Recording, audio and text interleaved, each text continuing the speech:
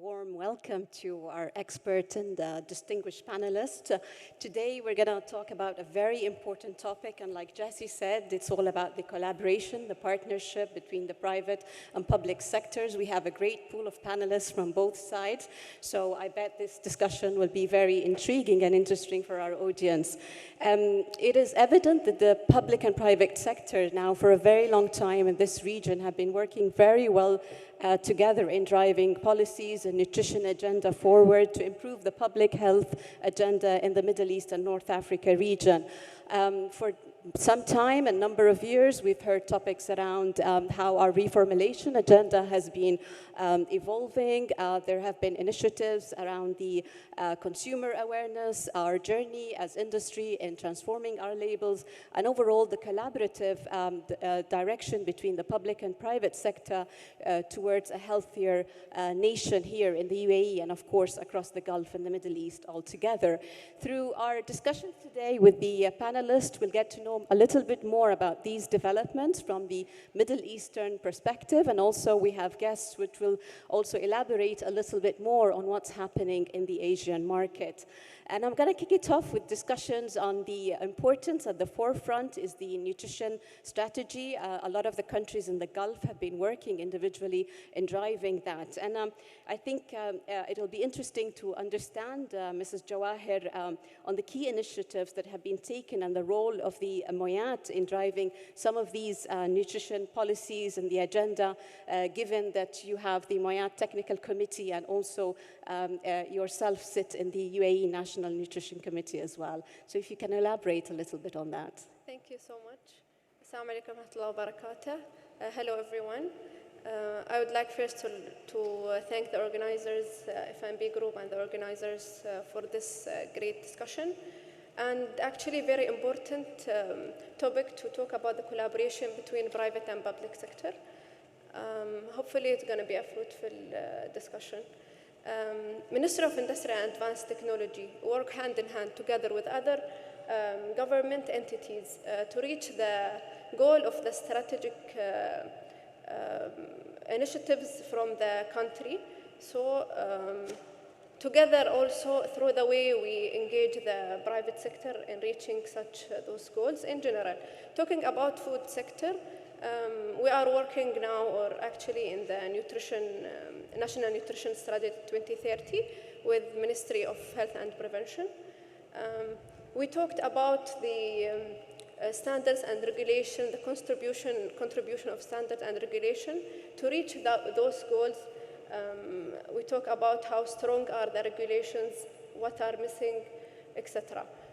In the UAE, we have regulations that help to reach the goal of the nutrition strategy, such as some regulation that supports salt reduction, the food hygiene and nutrition for the food given to children in schools, as well as food fortification, food reformulation. Together, on the other hand, the food labeling also is very important to make sure that the consumer is reaching the right information about the food. So he will give or he will choose the food based on the information that's on the packages. And that's very comprehensive. Thank you so much, Mrs. Jawaher. Mr. Khalid, given your vast experience on Dubai Municipality and the food safety area, I think it'll be interesting to understand as well from your perspective, what initiatives do you think it is from the work that you've done at the municipality over the past years? Assalamu alaikum wa rahmatullah. Thank you for inviting us. Now I'm retired. I was CEO in Dubai Municipality, but now I'm expert in food, private, you can say. Actually, if you told me now 1 year, but I just want to remember what we did, especially in nutrition. One of the important initiatives, which is we are focusing since 5 years ago in Dubai Municipality, was the school food in the school. And people think that how we can the children what food we can give them. especially the food, if you give them healthy food, are we going to give them every day fruit and vegetable? So, or whatever I said, this is healthy. So where is the taste? That's why one of the initiatives, which is we are focusing since I remember 5 years ago, that how we can give a good food, healthy food, plus tasty. That's why we said, let me work with my team. I remember that team, how we can provide healthy food, change the procedure. Let's say what is your own food, and we can approve it, and based on nutrition and health. So we have to say this nutritional food is based on nutrition that less oil, less sugar, whatever. But let's take their own food. In like I give you an example, a school, Indian school, their own Indian food that they made, but in other way, how we can manage it and measurement in proper way as based on nutrition's fact. Yeah. And this is great because we agree taste is king, and we can move on with these developments on reducing sugar, salt, and fat. But if the taste doesn't meet the consumers, then we're not doing anything at all in the end. So yes, I see that from your perspective. And moving to Saad, given your unique experience, and I think you've got several years, you've worked with the food and beverage industry, but you also work as well with the government sector to some extent. I think it'll be interesting, given that dual role that you play, to understand a little bit more, maybe from a Saudi perspective, the key initiatives and the contribution on the national nutrition strategy in Saudi Arabia, and what would be the opportunities and challenges in that place. Thank you very much, Suzanne.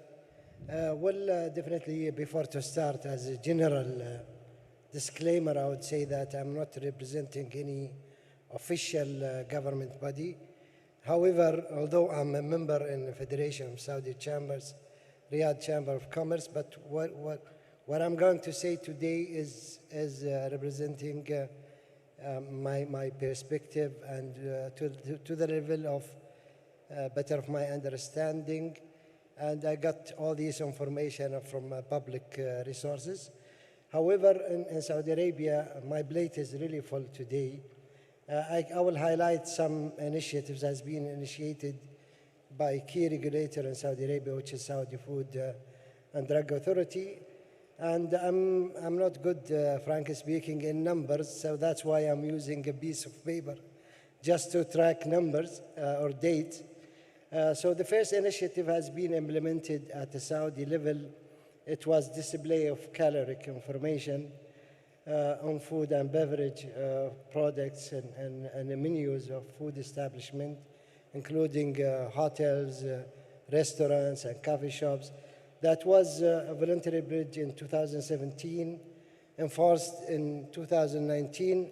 The other initiative was declaration of allergen of food on food establishment menus. Also, that was issued in 2018, enforced in 2019. We had another initiative, which was a regulation of nutrient composition in fresh juices, nectars, and fresh drinks also as well. And that was issued in 2019, implemented or enforced in 2020. We had another one, which is display, of course, of front of back nutrient labels on pre-packed foods, including, of course, that is sugar, sodium, fats, saturated fat, and total fats. We have another initiative also, which was mandate of back, which is nutritional data, including, of course, display of cholesterol, fibers, trans fatty acids. We have another one when the Saudi Food and Drug Authority has banned also partially hydrogenated oils. We had another one, which is when mandate of the flat excise tax of 50% on sweetened drinks, including, of course, carbonated beverage, juices, and dairy products. So we have plenty of them. My plate is full, frankly speaking, when it comes to healthy initiatives at a country level. This is in brief. Also, I have monitored recently a government approach also from MIWA to start on development on plant-based meat and dairy alternatives, which is started already. We had another one which is related to General Food Security Authority in terms of taking actions on reducing food waste, food loss and waste. So we had plenty of initiatives at the country level, frankly speaking. But for the sake of saving time, definitely I will leave the floor to my colleagues to provide some.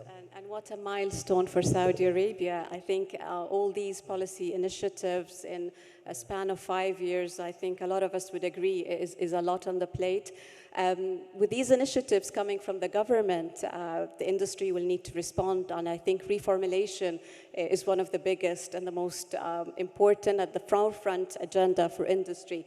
It is a critical part to improve public health, and really, Radwa, it will be great to understand from you a little bit more on the challenges, the opportunities when it comes to reformulation. Where does the industry really stand on this agenda? So first of all, good day everyone. Assalamu alaikum. It's a privilege to be here at the Future Food Forum. Before going into the details of the reformulation, I would just start with the global food system and how it functions today. So basically, we have a growing population around the globe. More people are growing, doubling in the cities actually, around 68%. Those people would need convenient food, easy prepared, but also nutritious food. With this increasing population, as also Mr. Saad already mentioned, we have more production of food and hence more waste as well that we need also to manage. So to create and optimize efficiency as it comes to food production. We have also malnourishment that is expanding beyond. Actually, 1 out of 3 only is well-fed and well-nourished. The food industry is working through all of these pressures, yet we are also committed to produce more sustainable food and to produce also and develop more better for you options for our consumers.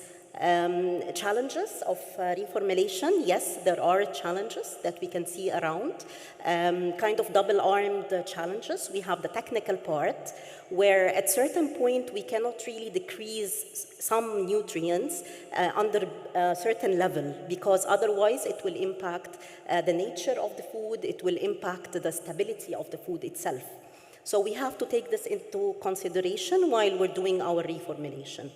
Another challenge on the other side is the consumer aspect, which is the consumer acceptability to drastic changes on reformulation. So reducing sugar dramatically or reducing salt dramatically. While we are doing our reformulation, we need also to develop the taste for the consumer, make sure that they understand and they are aware of their choices, as also Mr. Khalid already correctly mentioned, that we need to manage through the nutritional information. We're giving them all the transparent info, and we're enabling them to do their informed choices. There are also opportunities around, despite the challenges, which is about the technology that we have nowadays. So we have a lot of alternative solutions that the companies are really working to embed in our new recipes, new formulations. So that was not there a few years back. So I think we are also privileged to have the new technologies around. And it's again about the consumer awareness, which has been increased over the last few years, probably due to COVID and other health issues around. The consumers started really to be conscious about their health and about their choices when it comes to food. This is something that the food companies also are leveraging now. So we are promoting the nutrients of benefit. So at Kellogg's, for example, if I take as an example, promoting grains, promoting the benefits of fibers, promoting the benefits of proteins, while we are also encouraging less of some of the nutrients. Thank you. Thank you, Radwa. And from industry, I want to take this back again to the legislative bodies and particularly to you, Mrs. Jawaher. Again, Moyat sits in the National Nutrition Committee. Discussions around reformulation are, an important part of that agenda. We really are seeking your view here on Moyat's direction and opinion when it comes to these reformulation strategies. What do you see is the future of industry here? Reformulation actually is not easy to start or to change the recipe of food just to make it a healthy food. It's not that easy. It takes time. We are already, this is what's going on. We are already, as Ministry of Industry and Advanced Technology, all the related government entities, for example, the Ministry of Health, who are responsible about the National Nutrition Strategy, discussing this with the private sector, studying how the reformulation can happen, because issuing the regulation or the policy without engaging the private sector, it's going to be very hard to apply the standard as well, as the timeline is going to be too short to change the recipe, to the packages, etc. So this is what we are going now. We are in the Ministry of Industry and Advanced Technology, already opening our doors, engaging the private sector in our technical committees. They can discuss any issue they have. They can provide any new data, any studies. So yeah, it takes time, and this is what we are doing. We are gradually trying to apply this reformulation strategies, but gradually, so it's easier to apply it and in a reasonable also timeline. So the idea is the gradual approach and the partnership through those platforms. Exactly. Where we have, a multi-stakeholder approach. Because at the end of the day, the manufacturers who are going to apply the standards and the regulations. So it's important to be engaged throughout the way until to make sure the endpoint does take it forward when it comes to enforcement. Exactly. Back to you, Saad, and again, we're in Saudi Arabia. I think there has been initiatives, and we've seen a lot of dynamics and conversations over the past 5 years, particularly on reformulation. And being an ex-industry with your experience, we would like to again understand a little bit more on the challenges, and we want it from a localized Saudi perspective, if that makes sense. Sure, definitely, yes. And I would say the name of the game is reformulation now, either to make it or break it. So, frankly speaking, I was part of the industry when the Saudi Food and Drug Authority came up with their strategy for healthy foods. And you remember when we signed a voluntary pledge with the Saudi Food and Drug Authority as part of GCC FBA. That was an excellent move from industry, I would say. I know the reformulation itself is a quite long journey. It's not an easy journey. And the regulator, they have to understand, and I believe they understand, they totally understood that it's quite a long journey. So that's why they were trying to incentivize companies when they did like annual ceremony to do recognition for the companies who are sharing progress reports when it comes to reformulation. Definitely, I would say there is an excellent opportunity now for improvement. We need to keep also, that the private sector need to keep,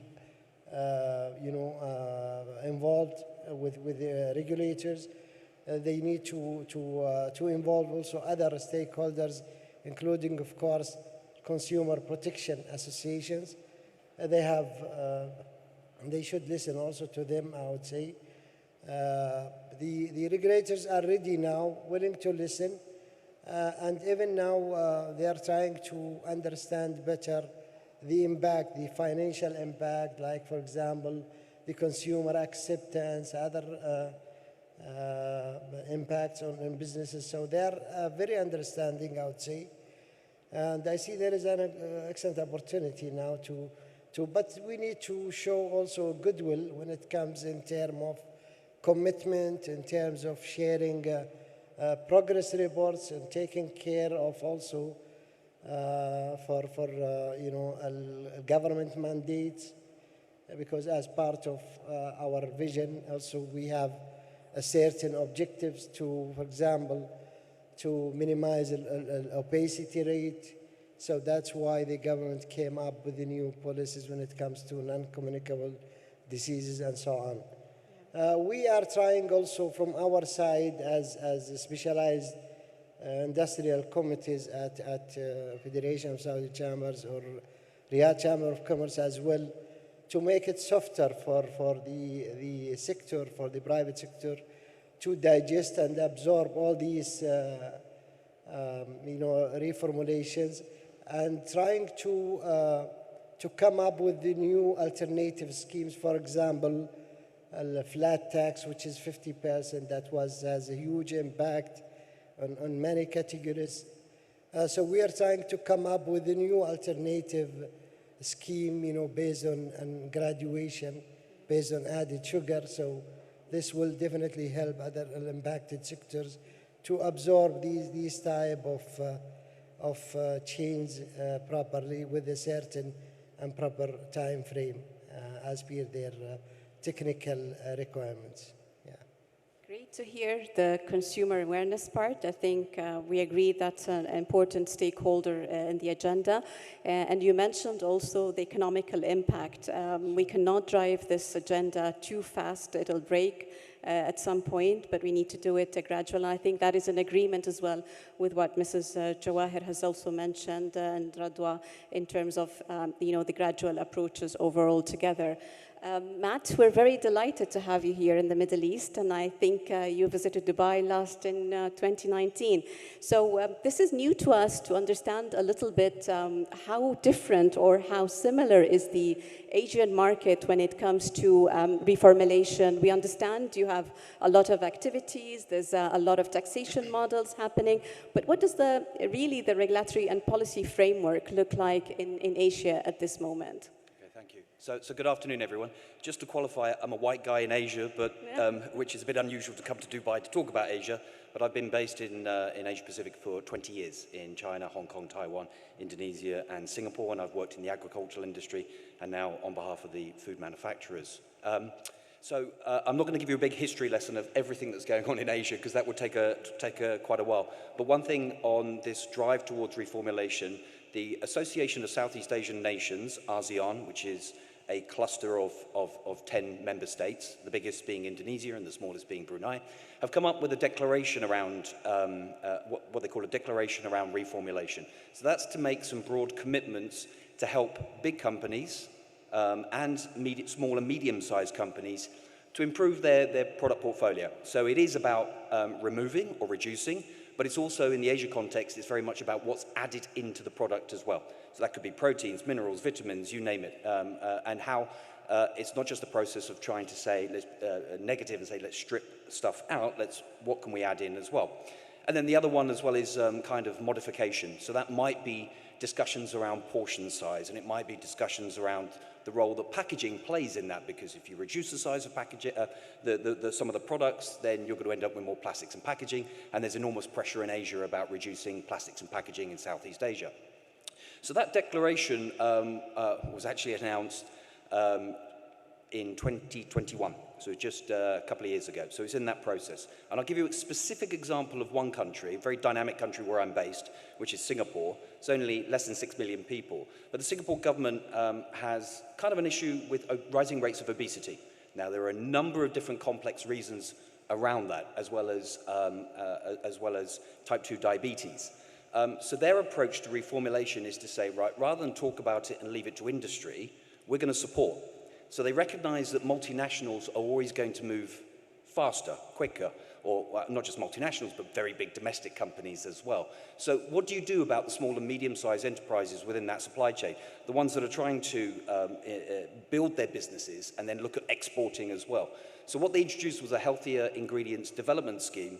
So rather than introducing taxes, they gave fiscal incentives to those small, medium-sized companies to reformulate their product portfolio. As I said, it's about stripping out, taking out. It's about adding in or modifying the actual size of the product through portion modification, and then the type of packaging as well. And so the Singapore government actually technically helps these small and medium-sized companies go to market. So it's helping them with their product development, their positioning, how they do their marketing as well. Multinational companies, the big companies, can take advantage of that type of incentive scheme, but it's got to be related to new product development. So it can't be one of my colleagues here on the panel saying we'll tweak the product portfolio, but no, it has to be a new product, and how can we help enter that product? Because Singapore is very much a very small domestic market, and it's looking at helping those small and medium-sized companies export their products across the rest of Asia.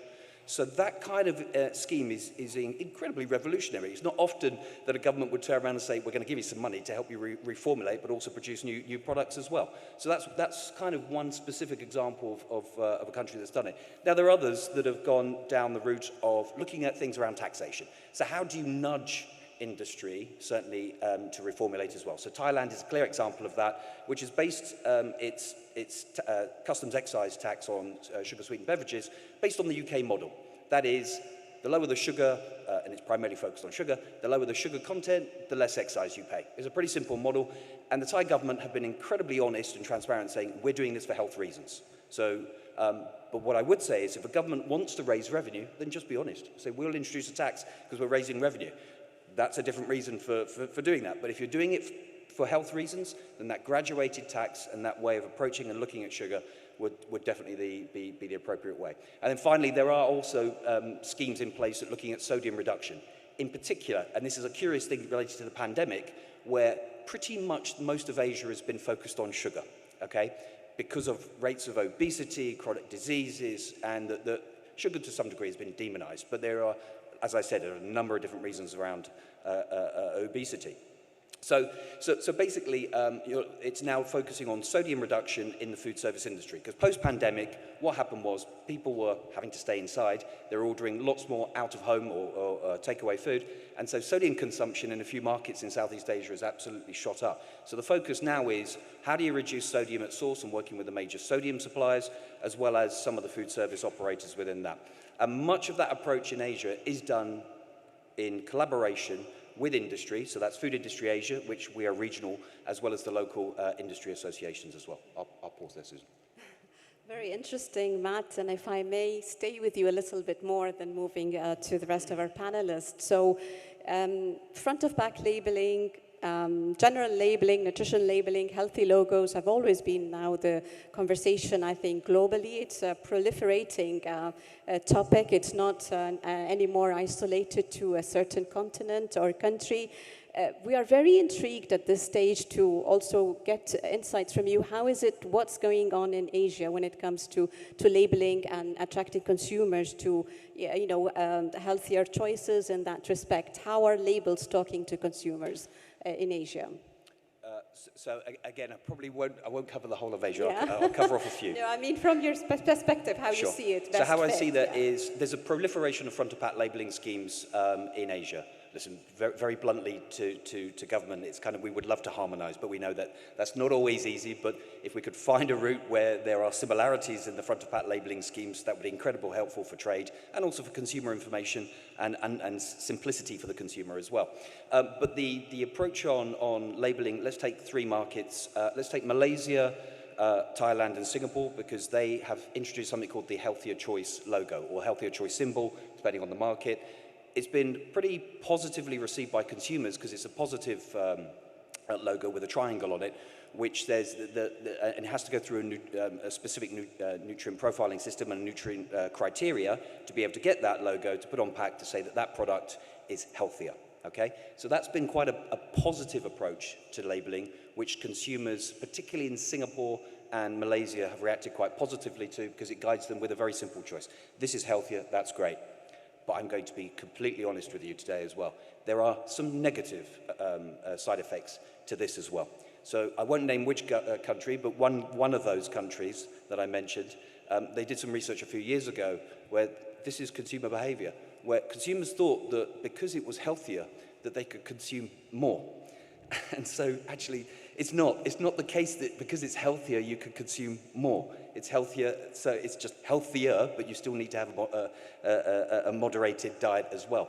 So what that government is doing as well is working with industry significantly more carefully on the actual route to communications and the type of communications that we approach. So it's not as simple enough just to put a front of pack label on the product and say, we've done our job. There's a whole background of communications with consumers that's absolutely essential with this because they can react very, very differently to what we expect. And then another one would be, different approaches from India and China. So China is now going down the route of a voluntary front of pack labeling scheme. They're pretty late to the party, quite frankly, but China's a very large market and very complex. So they're working with industry right now and with us on what that would look like, what the nutrient criteria should be and the cutoffs for that on that front of pack labeling scheme. And they're looking at it in their own unique Chinese way. And then in India, we have HSR, so the Health Star Rating, which is one that actually encourages reformulation, and it's a great system to kind of get consumers to understand what the rating is and how you can compare that. Now, the other problem as well with this is that obviously consumers will compare different product categories because they don't know why, right? They don't understand that. And again, that creates some confusion with consumers as well, because why would you maybe compare dairy with sodas or chips with something else? It's a real educational process, but it's not just the education, it's the nudging behavior that you can help consumers make some better decisions as well. Absolutely, and I think with these different schemes we've seen over the past years around the globe, there's pros and cons. It's not one size fits for all. I think the key part here is how can we make consumers much more equipped to understand and make their informed choices. It's the education. I think it's let's say, the middle part that'll make that direction much more effective in their choices rather than looking into a color code or a figure, a number, a symbol, or whatever it is that scheme looks like. So I think Moyat has played a really big role, and we've seen across the UAE and also the Gulf labeling transformation, I'd say right from 2018 when the nutrition policies started to kick off really straight and ahead in the region. So from your perspective, Mr. Jawaher, again, we would like to understand the journey. I think it's clear the back of pack is already there in place and that has already been implemented by industry. But we want to see from a strategic point of view and from a consumer's part as well to attract them to that. What is the way forward and what's your opinion on that? Food labeling actually is very critical because it directly interacts with the consumer. Here in UAE, I think we have a very strong base of regulation and standards in regards of placing the nutrition information on the food packages as logos, as you mentioned, the colors, any claims. So we have actually a regulation for claims. We have regulation for the traffic light standards. Here in regulation, we play a role in trying to deliver the right information to save the consumer right to have the right information. But on the other hand, I think it works together also with awareness of the consumer. So the food labeling helps the consumer to be also aware of what's in the food. But awareness in general, like the example we say when we reduce the sugar in some food and then the consumer go home and add sugar, this is yes, we are not reaching the point of fixing or reformulation of food to make it healthier. So yes. We also work in terms of harmonization with the Gulf countries. We are following international standards, so it's not very hard for the producers and factories to place the nutrition information that's following the technical regulation we have in the UAE. Absolutely, and you led me to the next question, just so natural, harmonization. So Mr. Khalid, we're going back to you, and I think harmonization has been always a key topic for the Gulf, not only on nutrition policies, this has been across the different regulations we have. But when it comes to nutrition policy, it is fundamental and very critical that we have a unified single market approach, harmonized regulation, especially on reformulation, on the labeling, on other key attributes that contribute to the nutrition agenda. So we want to hear a little bit of your opinion on that and how we can create more of a synergy and a cohesive environment when it comes to policy making in the region from a harmonization point of view.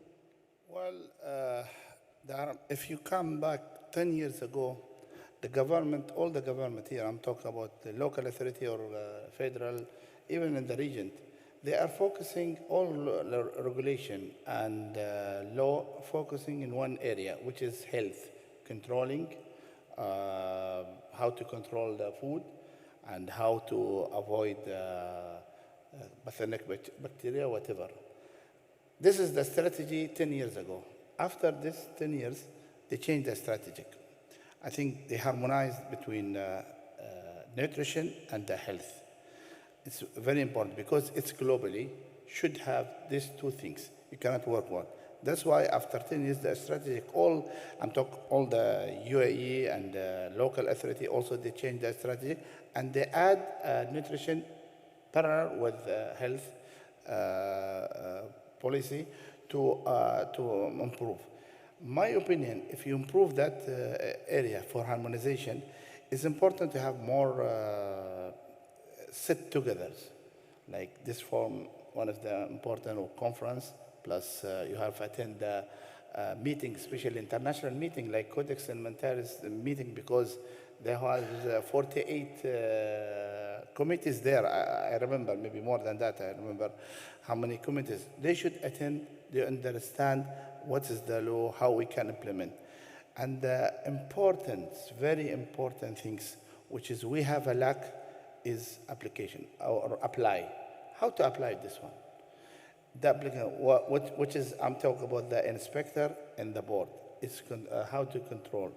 That's why you need to be more training, to awareness, to balance between nutrition and to what they call it, to apply, to implement nutrition and the health.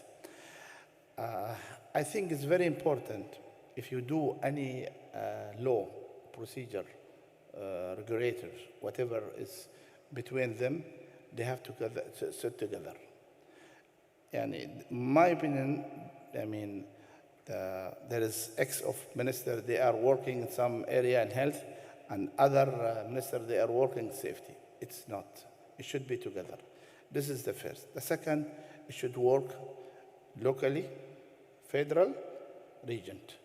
So this one, it helped the trades, it helped the people when I apply. If I'm going in UAE, I'm going to reduce something, sugar or oil.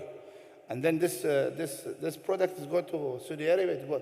So we have to work together and harmonize everything together, not just one minister or one area. If we want to do it, it's globally will be good. So that one is focused more. It gives more idea how we can work. What I got last, I'm talking 5 years, some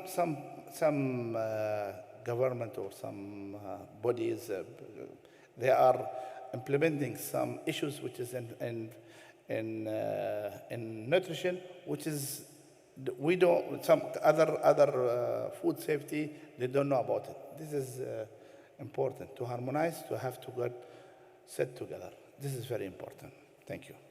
So we agree it's the partnership between all the stakeholders, public, private, everybody needs to work together.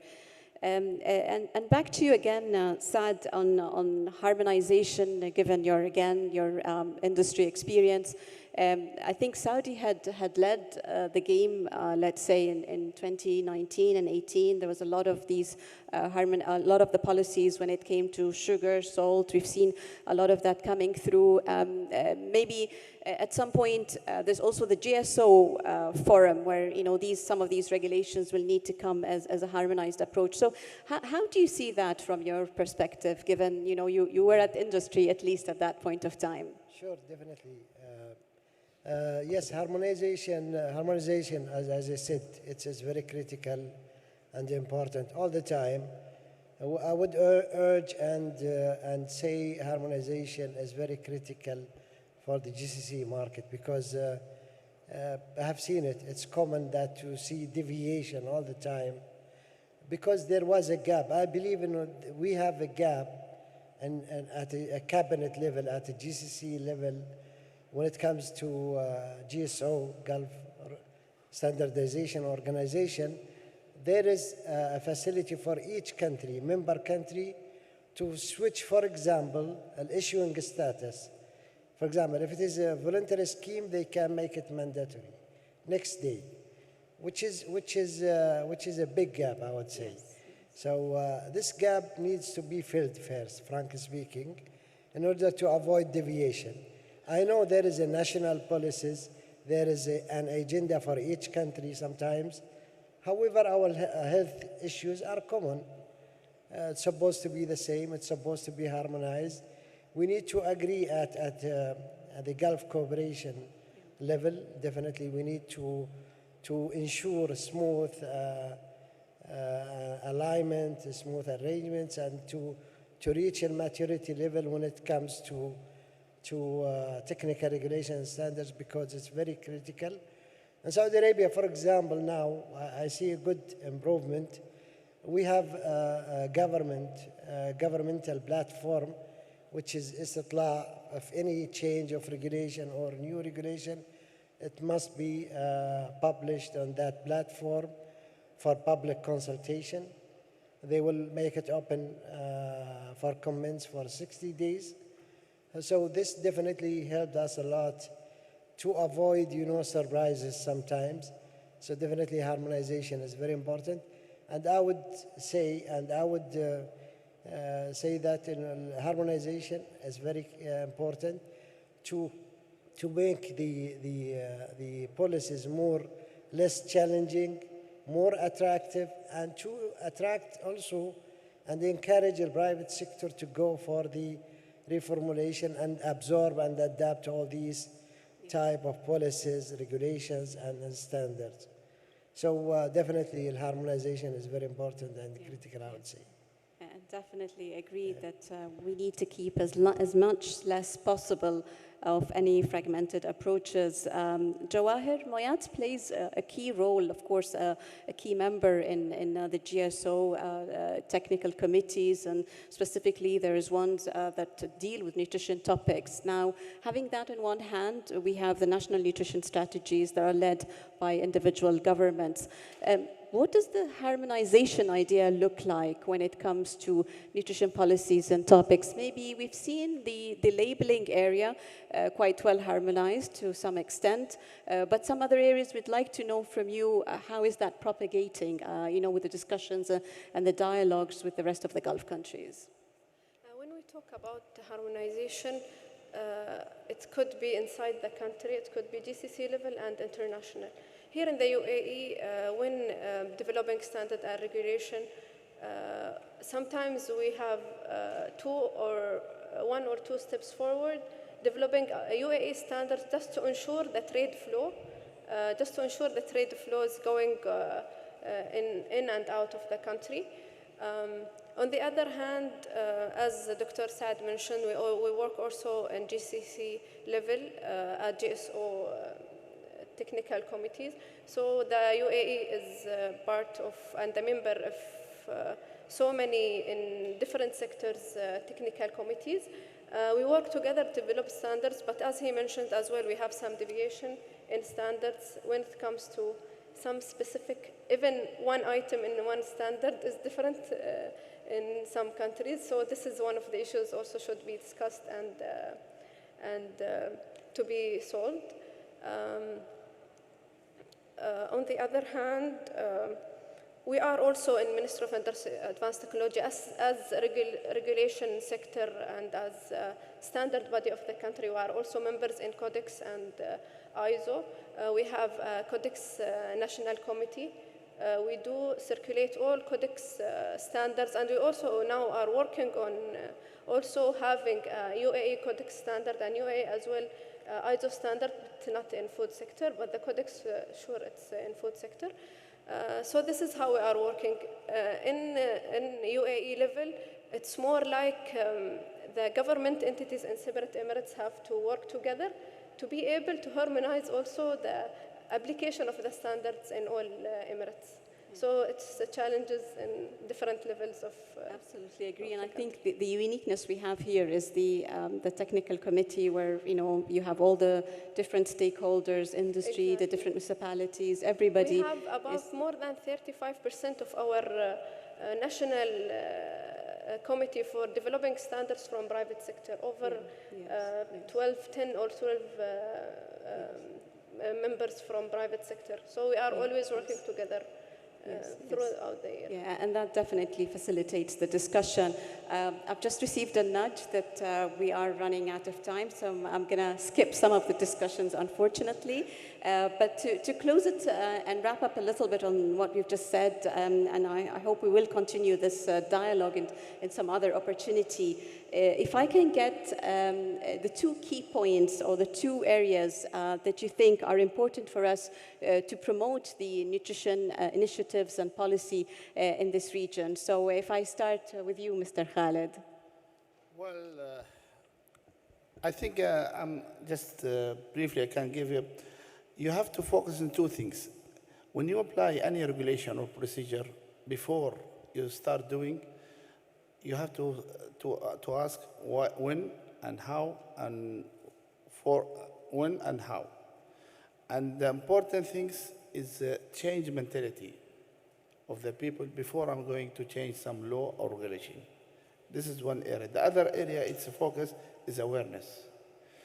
People understand. I mean, for my opinion, changing the mentality is not an easy way.